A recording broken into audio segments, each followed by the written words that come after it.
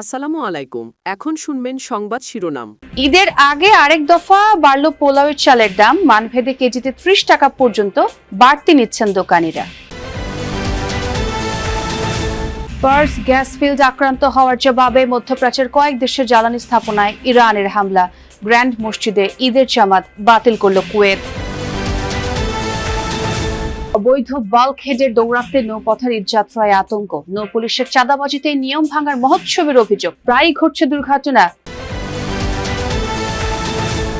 এবছরই বিএনপির কাউন্সিল ও স্থানীয় সরকার নির্বাচন, জানালেন মির্জা ফখরুল। আইন শৃঙ্খলার উন্নতি ও অর্থনীতির পুনর্গঠন এগিয়ে নেওয়ার সাফল্যের দাবি। এতক্ষণ শুনছিলেন সংবাদ শিরোনাম, এবার বিস্তারিত। ঈদ সামনে রেখে চাহিদা বেড়েছে পোলাওয়ের চালের, যার সুযোগ নিচ্ছেন এক শ্রেণীর অসাধু বিক্রেতা। হঠাৎ করেই বাড়িয়েছেন দাম। মানভেদে সব ধরনের পোলাওয়ের চালের দাম খুচরা পর্যায়ে কেজি প্রতি বেড়েছে ১৫ থেকে ৩০ টাকা পর্যন্ত। বাজার নজরদারিতে প্রশাসনের দুর্বলতাকেই দায়ী করছেন বিক্রেতারা। দীর্ঘদিন স্থিতিশীল থাকলেও ঈদকে সামনে রেখে কিছুটা অস্থির পোলাওয়ের চালের বাজার। শুধু প্যাকেটজাত চালই নয়, স্থানীয় বাজারে খোলা বাসমতি চালের দামও বেড়েছে। কেজি প্রতি বেড়েছে ২০ থেকে ২৫ টাকা। বর্তমানে বাজারে ভালো মানের বাসমতি চাল বিক্রি হচ্ছে ১৫০ থেকে ১৫৫ টাকা কেজি দরে। কেজিতে ৩০ টাকা বেড়ে চিনি গুঁড়া চাল বিক্রি হচ্ছে ১৫০ টাকায়। কিছুদিন আগেও যে প্যাকেট ১ কেজি চাল বিক্রি হতো ১৬০ টাকায়, এখন সে দর বেড়েছে ১৫ টাকা বেশি। পোলাও মাংসটা তো সবাই খাবে, কিন্তু এইভাবে দাম বাড়লে কিভাবে খাইবো মানুষ? আমরা তো সাধারণ মানুষের আমাদের অনেক সমস্যা। এর আগের মাসে ছিল আপনার ১৬০ টাকা, আমরা বিক্রি করছি ১৫০, এখন বিক্রি করা লাগতেছে আপনার ১৬০ টাকা করে। সেক্ষেত্রে আপনার বর্তমানে একটু পোলাও চালের দাম একটু বাড়তি আছে। পোলাও চালের দাম বাড়ার কারণ হলো মেয়েদের ভাষ্য হলো যে কি এটা এক্সপোর্ট হইতেছে বর্তমান বাজারে চাল কম আছে, আর ছোট ছোট মেয়েদের কাছে চাল নাই, যাদের কাছে আছে সীমিত পরিমাণ আছে। রোজার মাঝামাঝি সময় থেকে চলছে দাম বৃদ্ধির ঘটনা, তবে আড়তদারদের দাবি বন্ধ আছে আমদানি, কমেছে উৎপাদনের পরিমাণও। এই ঈদে কোনো ঘাটতি হবে না, কিন্তু দাম যেহেতু এটা ১ বছর চালাতে হয়, সেই ক্ষেত্রে দামটা একটু বেশি হবে। গ্যাসের কাছে ধান নাই, না থাকার কারণে এখন বাজারে চাহিদার চেয়ে আমদানি কম। দাম বৃদ্ধির জন্য নজরদারির দুর্বলতাকেই দায়ী করছেন ক্রেতারা। তাদের অভিযোগ, বাড়তি চাহিদার এই সুযোগ নিয়ে কিছু অসাধু ব্যবসায়ী দাম বাড়িয়ে দিয়েছে। ঈদের সময় সবাই তো মোটামুটি বাসায় একটু পোলাও রান্না করবে, এরকম চিন্তা ভাবনা সবারই থাকে, কিন্তু দাম বাড়লে তো এভাবে আর হয় না। বাজার মনিটরিংটা একটু যাতে জোরদার করা হয়, যাতে মানুষের দুঃখ কষ্টটা কমে, সেটার দিকে নজর দেওয়ার জন্য। আন্তর্জাতিক প্রসঙ্গ, জ্বালানি স্থাপনায় হামলার জেরে মধ্যপ্রাচ্যে ব্যাপক হামলা চালিয়েছে ইরান। বড় ধরনের হামলা হয়েছে সৌদি আরব ও কাতারের জ্বালানি স্থাপনাগুলোতে। বিশ্বের অন্যতম গুরুত্বপূর্ণ গ্যাস ক্ষেত্র কাতারের রাস লাফানে উল্লেখযোগ্য ক্ষতিগ্রস্ত হয়েছে ইরানের হামলায়। আগুনে পড়েছে স্থাপনাটি, বিশ্বের বৃহত্তম এলএনজি প্ল্যান্ট রাস লাফান। সৌদি রাজধানী রিয়াদের ২টি তেল পরিশোধনাগারে ব্যালিস্টিক মিসাইল ও ড্রোন দিয়ে হামলা চালায় আইআরজিসি। এতে ব্যাপক বিস্ফোরণ ও অগ্নিকাণ্ডের ঘটনা ঘটেছে শহরটিতে, তবে হতাহতের কোনো খবর পাওয়া যায়নি।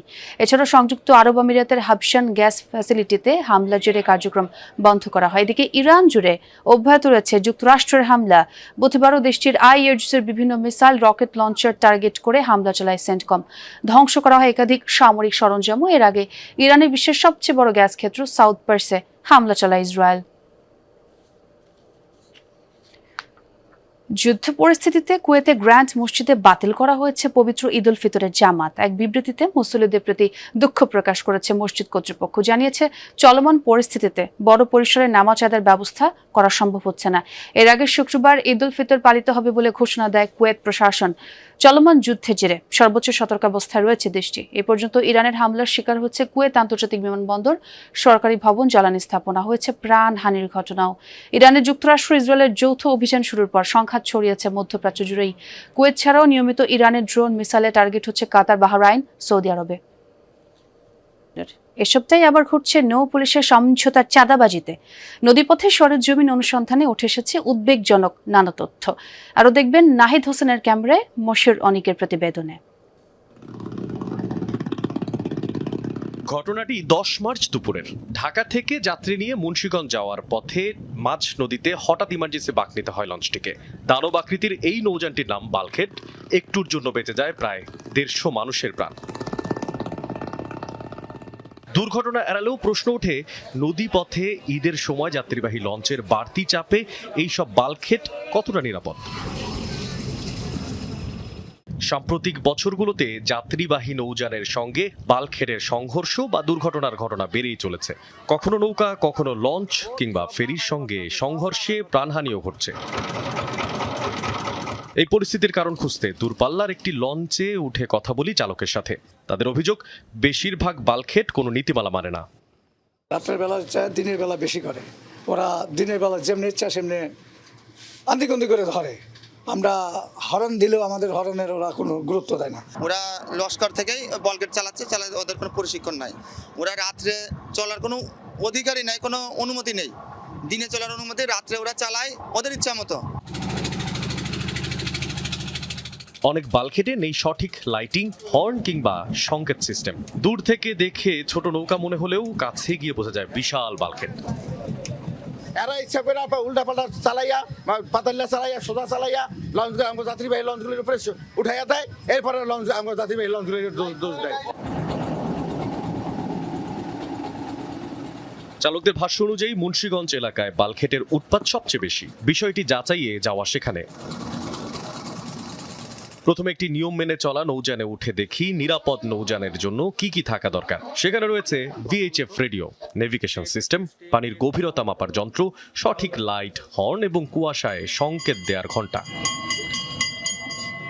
এরপর বাল্কহেডে গিয়ে দেখা যায় ভিন্ন চিত্র। নদীতে 3 ধরনের বাল্কহেড চলাচল করছে, বড়, মাঝারি ও ছোট বাল্কহেড, যেগুলোর প্রায় সবগুলোরই নেই আধুনিক কোনো নেভিগেশন বা যোগাযোগ ব্যবস্থা। রাতের বেলা দেখাচ্ছে আপনার বিএসএফ না থাকাতে এটা অন্যায়। চলতি বছরে বিএনপির কাউন্সিল ও স্থানীয় সরকার নির্বাচন হবে বলে জানিয়েছেন বিএনপি মহাসচিব ও স্থানীয় সরকার মন্ত্রী মির্জা ফখরুল ইসলাম আলমগীর।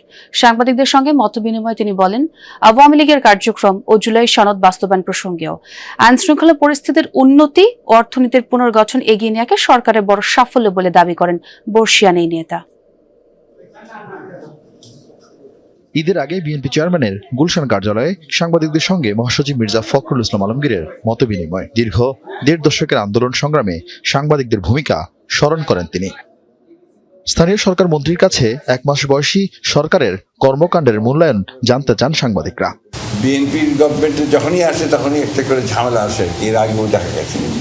এবার তো বড় এসছে আপনার ইরান যুদ্ধ, যোগ্যতার সঙ্গে এই জিনিসগুলোকে মোকাবেলা করা গেছে, চ্যালেঞ্জগুলো মোকাবেলা করা গেছে। তার মধ্যে সবচেয়ে বড় হচ্ছে যে তেলের দাম এখনো বাড়েনি। এই ফ্যামিলি কার্ডের যে পাইলট প্রজেক্ট যেটা আমরা শুরু করে দিয়েছি অলরেডি। এরপরে ছিল আমাদের 10,000 টাকা কৃষি ঋণ সুদ মওকুফ, সেটা করা হয়ে গেছে। তো আমি ওভারঅল জিনিসটাকে এখন সাকসেসই দেখছি। কিন্তু গত 1 মাসে রাজনৈতিক দল হিসেবে কেন সাংগঠনিকভাবে দৃশ্যপটে নেই বিএনপি, তারও ব্যাখ্যা দেন মহাসচিব। না, দলের কার্যক্রম তো চলছে, ছোটখাটো কার্যক্রম আমাদের চলছে, যেগুলো 1 মাসের মধ্যে তো সরকার গঠন করতে একটু টাইম লাগছে। সরকার তো সরকারের কাজ করবে।